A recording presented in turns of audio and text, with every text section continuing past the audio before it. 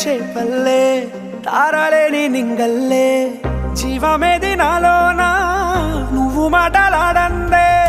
మళ్ళీ అలాకొస్తానే కాళ్ళ ఎలా పడతానే లెంపలేసుకుంటానే ఇంక నిన్ను ఇడిపోనే ఉప్పు నీటి ముప్పుని కూడా గొప్పగా దాటే కట్టున్నే నీ కంటి నీటికి మాత్రం కొట్టుకుపోతానే నీకోసం